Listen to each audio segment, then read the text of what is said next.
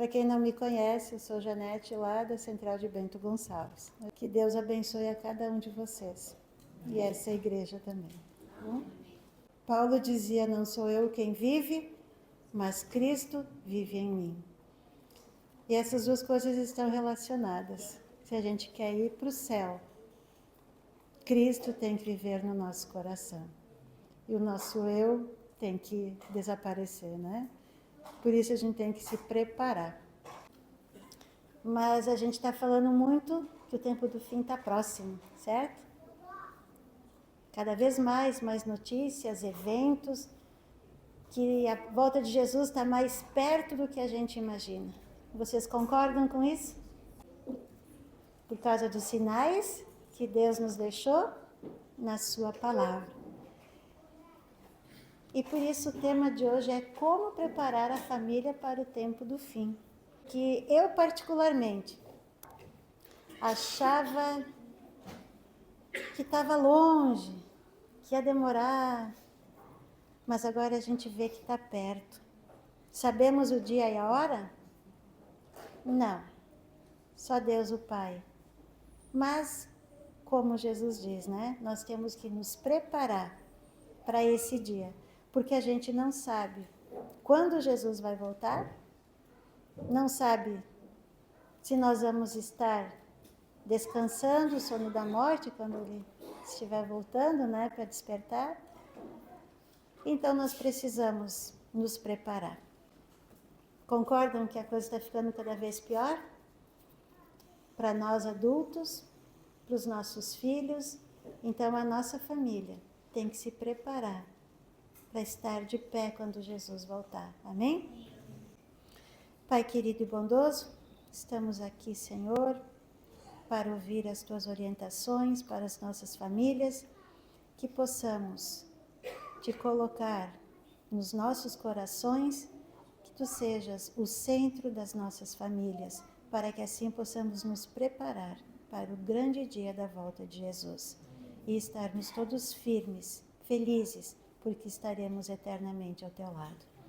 Ajuda-nos a compreendermos a tua vontade para as nossas vidas. Em nome de Jesus. Amém, Senhor. Amém. Vivendo no tempo do fim, e por isso a gente precisa se preparar para esse tempo. A família e o grande conflito. Nós precisamos, devemos, como pais, nós temos essa grande missão de preparar os nossos filhos também para o céu. Adianta ir só o pai e a mãe? É os nossos filhos, né, que a gente precisa. Olha o que o pastor Alice Barbosa, líder do Ministério da Família para a América do Sul, escreveu. Quando você olha para o mundo e para a sua vida, vê que o plano de fundo de tudo é o grande conflito. Concordam? Nós estamos no meio. O inimigo está, de vez em quando, tentando? Não. O tempo inteiro tentando encontrar um jeito de fazer você cair, desanimar na fé, sofrer e desistir. Em contrapartida, Deus luta para te deixar animado, firme e forte. E a família é o foco central desta batalha. Porque se a tua família vai mal, todo o resto está vulnerável. Forte isso, né? Então ele diz que o inimigo de Deus está todo instante querendo nos desanimar, querendo fazer a gente desistir. Mas Deus luta por nós e já garantiu a vitória. Mas nós não precisamos, não podemos ali desistir, porque ele vai atacar aonde? Na família. E ele ataca na família por quê? Se a família está vulnerável, então tudo, né? A gente pode perder tudo. O grande conflito atua em todas as dimensões da nossa vida. Não é só em alguma coisa. É em todos os aspectos da nossa vida que ele atua. Na educação dos filhos, nas finanças. Ele atua nas finanças? Sim, ele atua nos fazendo gastar o que não precisamos, para a gente ter um descontrole financeiro. Descontrole financeiro gera tumulto e pode gerar problemas na família. Na vida íntima do casal, ele tenta interferir no relacionamento, porque o casal é a base da família, certo? Se o casal se desentender, ele já está ganhando campo aí. Na alimentação, nós falamos aqui no momento infantil dos 8 remédios naturais, a alimentação é fundamental para a nossa salvação, sabiam? Porque o que a gente coloca para dentro do templo do Espírito Santo vai alimentar a nossa comunhão com Deus. E tem uma coisa muito sábia que diz: descasque mais e desembale menos. O que significa essa frase? Comer mais coisas naturais e menos coisas embaladas, né? Cheio de conservantes e produtos. Então, a nossa alimentação, a alimentação da família, sim, influi na comunhão com Deus. Não, mas agora eu dou o que ele gosta, quando crescer ele vai escolher. É assim? Nós é que temos que dar orientação desde pequenos. A gente que vai introduzindo a alimentação deles. E no culto familiar. Temos que lutar ao lado de Deus, porque o diabo está lá, tentando destruir. 1 Pedro 5,8. Deus nos diz para a gente ser sóbrios, vigilantes, porque o diabo está ali, né? Como um leão faminto, procurando. E ele não dá sossego.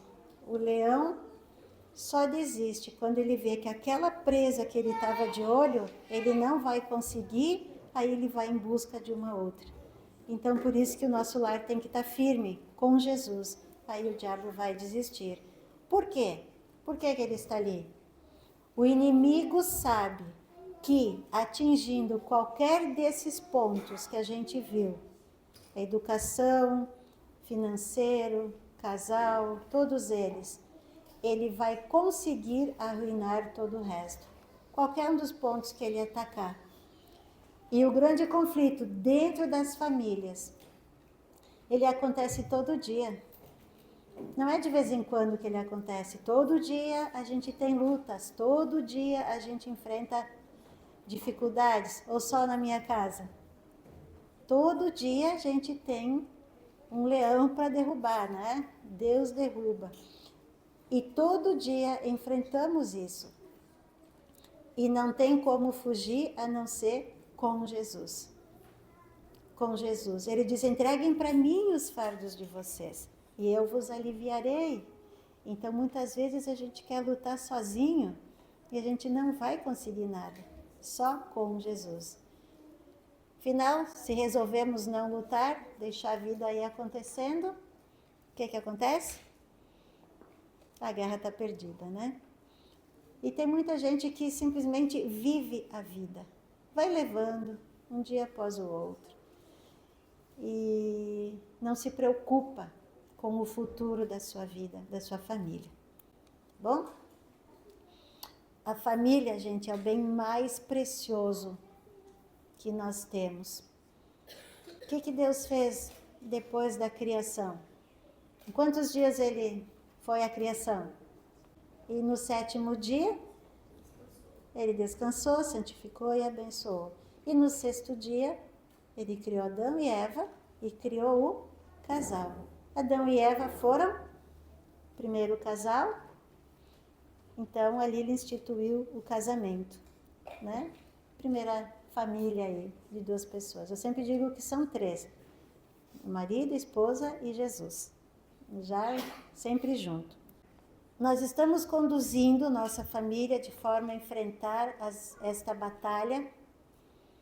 Como a gente tem preparado a nossa família para cada dia? Cada dia, cada um de nós recebe uma página em branco. O que vai sendo escrito ao longo do dia nessa página? Tudo que a gente fez de bom? Sim? Sim? Mas tudo que a gente fez que não foi tão bom também, infelizmente, né? E como é que a gente está preparando os nossos filhos? A gente vai ver algumas coisas para a gente poder refletir. As famílias ao longo do tempo. Então a gente sabe, primeira família no céu, e aí começou. Gênesis 2:24, assim, portanto, o homem deixará seu pai e sua mãe e se unirá à sua mulher e se tornarão uma só carne. O homem, já sinal de maturidade, deixará, então é uma mudança que acontece, seu pai, deixará seu pai e sua mãe, que são um modelo de família para ele, e se unirá, vai formar uma nova família com sua mulher, que é o complemento desse, e se tornarão, é um processo, né, de aprendizado, de amizade, confiança e uma só carne. Então, é a relação entre essas duas pessoas. Então, vocês vejam que quando a gente começa a constituir uma nova família, tudo isso vem à lembrança. O plano de Deus para as nossas vidas. Deixa o homem pai e mãe e vai formar uma nova família com a sua mulher. Eu sempre digo que ao longo da história das nossas famílias, a gente tem perdas-ganho. O que é isso? A gente vai criando os nossos filhos e conforme eles crescem, a gente vai perdendo algumas coisas, mas vai ganhando outras. Por exemplo, quando sai do colégio normal para a faculdade, deixa de ter algo que os pais monitoram, que é a agenda da escola, certo? Ali na escola vocês têm tudo que aconteceu ali, na faculdade não tem mais. Primeira perda, mas tem um ganho que está estudando. Quando faz 18 anos, a gente sente uma grande perda, porque até então a gente levava e buscava. Também tinha um certo controle, certo? Quando faz carteira, já vai independente. Quando começa a namorar, aí a gente sente mais ainda, porque antes estava junto, sempre junto, aí começa a ter programas com o namorado, com a namorada. E a fase do namoro já é a preparação para constituir uma nova família. E aí, quando casa, então, é mais uma perda, porque daí sai da nossa casa para constituir, então, a sua nova família. Mas, com tudo isso, a gente ganha um genro, ganha uma nora, né? Que são como filhos. Então, vocês vejam que a gente, desde esse verso, a gente tem que ir preparando as nossas famílias para cada uma dessas etapas. E preparando nós pais também. Porque se a gente não se preparar para elas, a gente também vai sofrer. Já viram falar pessoas que sentem um ninho vazio? O que é o ninho vazio? Estava sempre junto e de repente o filho e a filha saem e aí a gente se sente sozinho. Então a gente tem que se preparar também para isso, gente. O que vocês acham dessa família antiga? E o estilo, né? Todos sérios, todos... Olha ali, a escadinha que era. Né? Uma escadinha legítima ali. Olha a postura, né? Olha a expressão facial. Essa aqui é uma família moderna. Eu tive que censurar esse slide. Notaram alguma diferença da família antiga para a atual?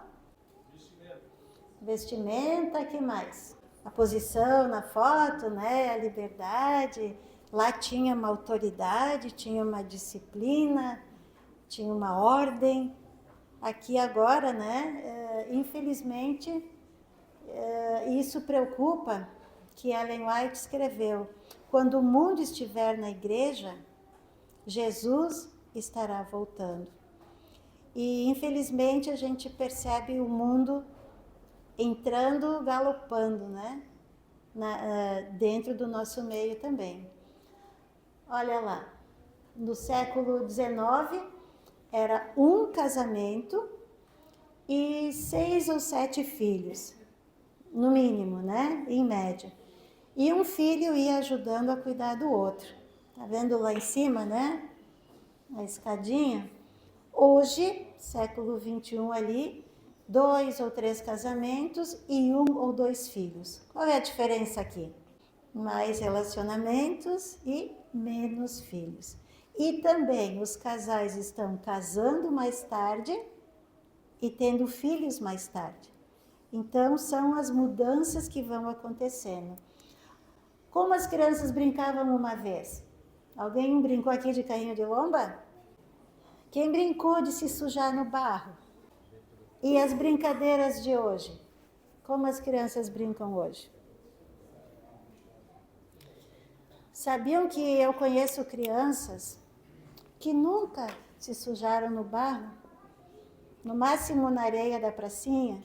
Tem crianças que nunca viram uma galinha? Tem crianças que só vão conhecer bichinhos no zoológico? Eu trabalhei, ainda trabalho com aventureiros, né? E é incrível. A gente ia para o zoológico e alguns diziam, pá, que bicho é esse? Né? Rotineiros, assim. Então, e se vocês observarem a foto de baixo, as crianças estão com brinquedo, tá vendo? Estão ali com skate, estão com bola, mas estão no celular. Alguma coisa contra o celular? Se ele for usado de forma saudável, mas a gente vê, esses tempos, eu e o Paulo fomos jantar e tinham na mesa do lado um casal e uma menininha, não tinha um aninho, aquele dedinho assim, pequeno, né, no celular. E o casal daí podia jantar tranquilamente. Então, daí a gente já vê, né? O que mudou o básico de uma família antiga para agora? A modernidade, né? A forma de viverem, a correria. Para a mulher, o que mudou para a mulher? Nós temos mais facilidades, porque antigamente tinha só um tanque para lavar roupa, não tinha fogão a gás, não tinha máquina de lavar, né, de secar, não tinha pão pronto, era mais fácil. Mas a mulher ela era uma verdadeira auxiliadora, né, como Deus nos criou. Quantas mulheres aqui trabalham fora? Né? Então nós temos a maioria, então a gente tem dupla jornada. E aí a gente tem que buscar força em Deus para dar conta. À noite é difícil conseguir ficar doente, né? Para continuar fazendo então os seus trabalhos. Mas, gente, o que não pode ter mudado de uma família antiga para agora são os princípios, os valores, a fé. Então isso a gente não pode abandonar. E é o que está acontecendo com a influência do mundo. O mundo está colocando as suas ideias, as suas manias, as suas vestimentas para dentro do nosso lar. E é isso que a gente tem que cuidar, para bloquear, para que não atrapalhe, porque a gente leu lá o primeiro slide. Se entrar no nosso lar, a ruína pode ser grande. E aqui atenção, os 5 sentidos, eu sempre friso, né, que a gente alimenta o caráter dos nossos filhos. O que eles estão ouvindo? O que eles estão vendo? O que eles estão manuseando? O que eles estão comendo? Que tipo de perfume tem no nosso lar? Perfume de amor, de união, de carinho, de compreensão, de perdão. Esse é o tipo de perfume que tem que ter. E muitas vezes o que os filhos presenciam não é esse tipo de coisa, né? Nós temos então, Deus instituiu a família. E Ele criou para ser perfeita. Mas o inimigo de Deus quer ver a nossa família perfeita? Não. Ele vai fazer de tudo para acabar com a nossa família. Vocês sentem isso no dia a dia? Infelizmente, né? E nós precisamos bloquear tudo isso. Os pais ali se separando, e quem sofre com isso? Os filhos, porque eles gostariam de ter os seus pais junto. Agora tem mais uma coisa para a gente se preocupar com a nossa família. A família tradicional que Deus criou. O homem se une à sua mulher e os dois vão ter uma nova família. Infelizmente, hoje a gente está vendo vários tipos de famílias. A família tradicional, a família só uma mãe, só um pai, ou ainda com o avô, com a avó, com o tio, ou ainda duas mães, duas mulheres e dois homens. Isso é o que Deus programou? Não. Só que os nossos filhos estão convivendo com crianças dessa nova realidade. E nós temos que estar preparados. E nós temos que preparar as nossas crianças também. Uma vez, as crianças iam para a escola e estava tudo certinho. Agora eles começam a ver coisas diferentes, questionar. Então, nós temos que dar uma boa base em casa. E preparar para situações que uma vez não era necessário. Como a gente pode selar a nossa família, então, para o tempo do fim? O que vocês têm feito para blindar a família? Oração, na igreja, culto familiar. Vamos ver aqui. O que diz o Salmo 127, verso 1? Se não for o Senhor o construtor da casa, será inútil trabalhar na construção. Se Jesus não estiver ali presente no nosso lar, nada do que a gente fizer vai valer, porque vai desmoronar. Então, nós precisamos que Jesus esteja presente na vida dos pais, na vida dos filhos. Já é difícil a gente não fazendo isso, né? E precisamos. O que diz ali? É fundamental transmitir às novas gerações valores de fé. Tem pessoas que têm vergonha de falar que acreditam em Jesus, que têm fé. Tem pessoas que ficam, mas vão me chamar de quê? Vão me chamar de crente? O que quer dizer a palavra crente? Oi? Que crê. Que crê em quem? Em Deus, em Jesus? Então, gente, é uma alegria se a gente nos chama de crente. Por quê? Porque a gente precisa transmitir que os nossos filhos percebam que nós cremos em Jesus. Porque se eles não perceberem isso, mas para que eu vou crer se meu pai não crê? Então é fundamental. Vamos ler Deuteronômio 6, versos 6 e 7. Fala sobre a importância de guardar os mandamentos de Deus no coração e ensiná-los aos filhos. Então começa com nós pais. Guardar no nosso coração para que a gente possa ensinar para os nossos filhos. Guarde sempre no coração as palavras que hoje lhe dou. Guardar no coração. Repita-as com frequência. Não é de vez em quando a gente vai falar, não é de vez em quando a gente vai se lembrar. É com frequência, seus filhos. Converse a respeito delas. Quando estiver aonde? Em casa, caminhando, deitando ou levantando. Ou seja, quando? Sempre, todo instante, toda oportunidade. E a gente tem muita oportunidade, todo instante, de estar falando de Deus e mostrando a eles. Guardar a palavra de Deus no coração, o que significa? Que os mandamentos de Deus devem ser uma parte essencial do pensamento e da vida diária. Então, eles têm que sentir que a gente quer obedecer a Deus, fazer a vontade dele, que o que ele diz está aqui no nosso coração. Ensinar aos filhos A educação religiosa e moral deve ser transmitida desde cedo aos filhos e deve começar aonde? Na família. A escola, ela ensina história, geografia, ciências, matemática, português, a parte religiosa.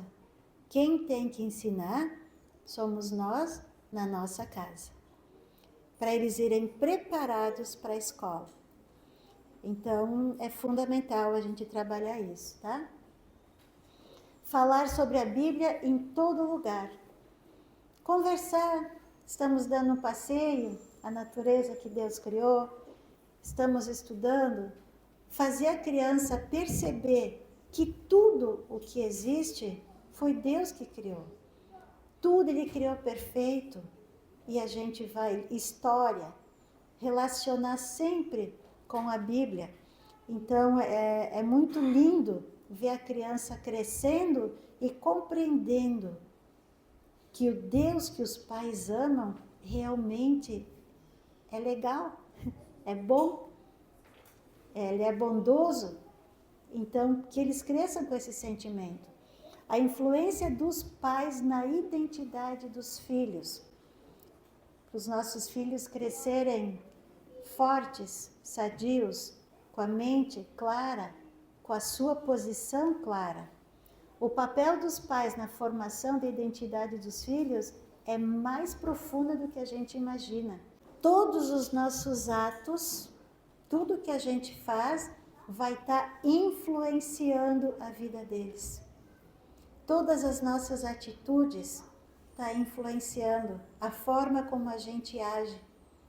A forma como um cônjuge age com o outro também está influenciando.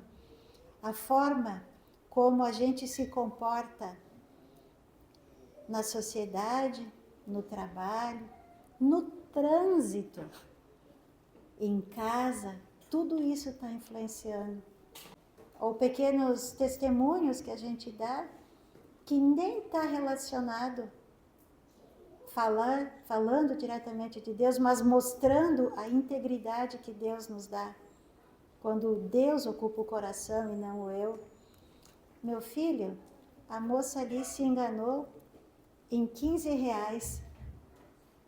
Vamos comprar uma coisa para ti, ó, que legal. O que eu estou ensinando? Desonestidade. Agora, se eu digo, meu filho, a moça se enganou em 10 centavos, 5 centavos. Vamos lá devolver para ela, porque isso vai fazer falta para ela depois. O que a gente está passando? Honestidade, integridade, caráter. Então, tudo isso a gente vai alicerçando a vida adulta deles. Nós hoje somos o que a gente herdou da nossa infância, sabiam? E o que a gente está passando nosso para eles, eles vão herdar também. Mas a gente tem que aprender lições com o nosso passado, para não repetir as coisas que não foram boas. Aproveitar sim o que foi legal. Agora, o que não foi tão bom para a gente, vamos trabalhar e entender por que era assim. A minha mãe não gostava de dar abraço, não era carinhosa, porque ela não ganhou quando era criança. Mas isso vai fazer com que eu não seja carinhosa? Não, trabalhei isso e eu gosto de dar abraço e de ganhar abraço. Então, a gente tem que aprender, não culpar, porque eles são fruto do que eles herdaram. Mas nós que conhecemos a palavra de Deus, que temos Deus nos orientando e nos guiando, a gente pode fazer diferente? Pode tornar o nosso lar diferente? Sim? Antes de falecer, ela me pediu perdão. Então, sinal que Deus trabalhou no coração dela também. Isso nos deixa felizes. Então, vamos preparando. As atitudes e a postura dos pais podem ajudar ou atrapalhar na formação da personalidade do filho ou da filha, rumo à maturidade. Os pais exigentes, punitivos, mesmo sem querer ou saber, podem acabar formando filhos impulsivos e até agressivos. Eu disse que é assim, faz assado. A tua opinião não importa, é só a minha. O que a gente tá... Não existe diálogo, não existe compreensão. Os pais afetivos e compreensivos favorecem nos filhos a formação de uma personalidade sociável e autocontrolada. Já viram criança fazendo birra? Eu quero. E aí o que os pais fazem? Tá, fica quieto, toma aqui. Pronto. A criança já sabe. É só eu fazer cena que eu ganho tudo que eu quero. E o mercado favorece isso, né? O que tem na saída perto do caixa? Um monte de fruta, morango, bergamota? Não? Doce, que mais? Só coisas, né? Que atrai os olhos. E então a gente precisa controlar, não ceder a essas tentações, a essas birras, tá? E ir soltando a cordinha aos poucos. Nós precisamos mostrar o caminho. Ensina a criança no caminho em que deve andar e mesmo depois de velho, não se desviará dele. Esse verso é muito profundo e esperançoso para nós pais, porque a gente mostra o caminho para eles, o caminho de Deus. Ensinar é vivenciar, e mesmo assim, às vezes acontecem coisas que fogem do nosso controle, mas nós temos uma esperança, mesmo depois de velho, eles vão se lembrar. Ellen White diz que a última oração que vai deixar de ser ouvida no céu é a oração dos pais pelos seus filhos. Então vamos seguir orando, não vamos desistir. Orar sem cessar, amém?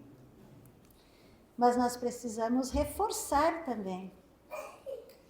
Não é só dizer, ó, vai por ali meu filho que vai estar tudo certo. Não, vamos junto, ensinando e reforçando, como foi falado aqui, né? O culto familiar. É fundamental, gente, no momento do culto familiar, a gente, primeiro, a gente está unido em família. A gente não está junto, a gente está unido. E a gente está unido porque Deus está ali. A palavra de Deus vai ser aberta.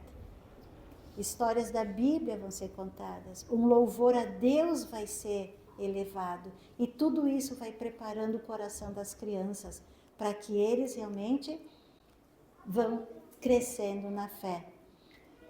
No culto ali, então, são passados os princípios e os valores cristãos entre as gerações, onde fortalecem laços e onde os pais podem ensinar os filhos a confiar em Deus. É ali no culto familiar, nesse momento. E o culto tem que ser algo agradável, nada entediante. Pá, a hora do culto? Não. Oba, a hora do culto. Tem diferença? Mas nós é que tornamos esse momento agradável ou não.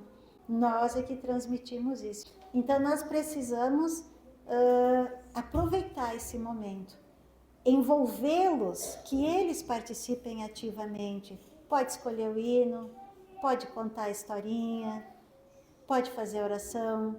Então que eles se sintam parte do culto e não apenas ali ouvintes, tá? Ensinar a palavra de Deus, juntos lendo a palavra de Deus, ensinar a orar. Então, gente, a oração também é um momento especial. É um momento em que a criança tem que sentir que nesse momento nós estamos elevando o nosso pensamento a Deus, o nosso Criador, o nosso Salvador. As crianças sabem que Deus é o nosso Criador no nosso lar. Eles vivenciam que Jesus é o nosso Salvador no nosso lar. Ele é o convidado de honra do nosso lar. Ou ele fica para se der tempo, se sobrar um tempinho. Ah, hoje não vai dar para fazer o culto, ficou muito tarde. Ou hoje A gente arruma, às vezes, pais, desculpas para não fazer as coisas de Deus. E Deus sabe, Deus ouve, Deus vê tudo o que acontece no nosso lar. O que está escrito em Testemunhos para a Igreja? A leitura da palavra de Deus prepara a mente para a oração. Então vejam como é importante. E a oração é uma ferramenta poderosa para unir a família e buscar a orientação de Deus em todos os aspectos da vida. Todos. Lembra lá que a gente leu no início? O inimigo quer atacar todos os lados da nossa vida. E com a oração, Deus nos protege em todos os aspectos. Nunca deixem a criança ir para a escola sem fazer uma oração. Eu não me lembro o livro também agora, mas cria como se fosse um muro de proteção em torno dos nossos filhos, para que eles fiquem protegidos. Ensinar a buscar a Deus em primeiro lugar. O que diz ali? Mateus 6,33. Mas buscai primeiro o reino de Deus, a sua justiça, e todas essas coisas vos serão acrescentadas. Eles precisam sentir que Deus é o primeiro na nossa vida, para que eles também sintam vontade de buscar. Deus tem que ser a base da nossa vida. A primeira coisa de nós pais, sabia que não é a família? A família é a segunda coisa. Porque se eu não estou com Deus, se o meu cônjuge não está com Deus, se o pai e a mãe não estão com Deus, como é que a gente vai ensinar para a família o amor de Deus? Primeiro a nossa relação com Deus, depois a nossa relação com os demais. A cruz, né? De Cristo. Terceiro lugar vem o restante. O trabalho, as atividades, lazer. Terceiro lugar. Tem gente que tem essa pirâmide invertida, certo? Infelizmente. Se sobrar um tempo para a família, se sobrar um tempo para Deus. É o eu bem grande no coração. É bem o contrário da vida de Paulo. Cristo vive em mim, não existia o eu. Agora, quando não tem espaço para Deus, é porque o eu está muito grande. Ensinar a obedecer a Deus. Se eles veem que eu sou obediente, eles vão obedecer. A boca fala do que está cheio, o coração. O que a gente está passando? Que tipo de palavra? Não são as boas intenções que agradam a Deus, mas o desejo de cumprir a sua vontade. Eu tenho a intenção de ser uma boa mãe. Claro que eu tenho. Mas isso é suficiente? Não. Eu tenho que ser uma mãe que cumpre a vontade de Deus. E o que Deus espera de mim? É isso que eu tenho que pensar. Não é só vestir, dar comida, dar estudo, dar isso, daquilo. É algo a mais que a gente tem que dar para os nossos filhos. Essa confiança em Deus. Mostrar pelo seu exemplo que amamos a Deus. E isso, então, naquele momento do culto é fundamental, onde a gente cresce junto como família. Ensinar a fazer a escolha certa. Josué 24:15 nos diz o quê? Eu e a minha casa serviremos ao Senhor. Essa é a nossa vontade mesmo? Essa é a nossa escolha? É isso realmente que a gente escolheu? Amém. Cuidar da sua família é fazer a vontade de Deus. Se Deus nos permitiu ter filhos, eles são nossa responsabilidade. E nós precisamos cuidar, porque são nossos? São nossos, mas são de quem primeiro? De Deus. E Deus vai nos cobrar, né? Quando Ele voltar. Todo mundo quer ver a sua família assim lá no céu? Sim? Então nós precisamos blindar a nossa família e preparar a nossa família para estar pronta para esse grande evento. Que a nossa casa seja uma casa de bênção, seja um pedaço do céu aqui enquanto a gente está aqui. É fácil? Não, né? Não é fácil, mas com Jesus é possível. Amém? Que a gente entregue o nosso lar nas mãos dele. Eu vou lançar um desafio para que cada família, no próximo culto familiar de vocês batam uma foto mostrando que estão unidos, que estão buscando a Jesus, e passem para essa pessoa que vai montar. Como hoje teve um vídeo aqui das atividades dos desbravadores, parabéns que vocês têm, aventureiros desbravadores, mostrar esse vídeo das famílias unidas, convidando Jesus para ser o convidado de honra da casa de vocês. Pode ser? Pai querido e bondoso, como é bom saber, Senhor, que Tu nos amas, que Tu queres habitar nos nossos lares, que Tu queres nos dar a vida eterna, a salvação. Por favor, Senhor, seja o convidado de honra dos nossos lares, das nossas famílias, que Tu possas verdadeiramente habitar no nosso coração, para que possamos ser bom exemplo para os nossos filhos, que juntos, em família, cresçamos no Teu caminho de amor e bondade. Perdoa, Senhor, as falhas que tivemos até aqui, se Te deixamos triste, Te deixamos de lado, não priorizamos a Tua presença no nosso lar. Por favor, Senhor, habita conosco, transforma o nosso lar, prepara a nossa família para enfrentarmos o tempo do fim.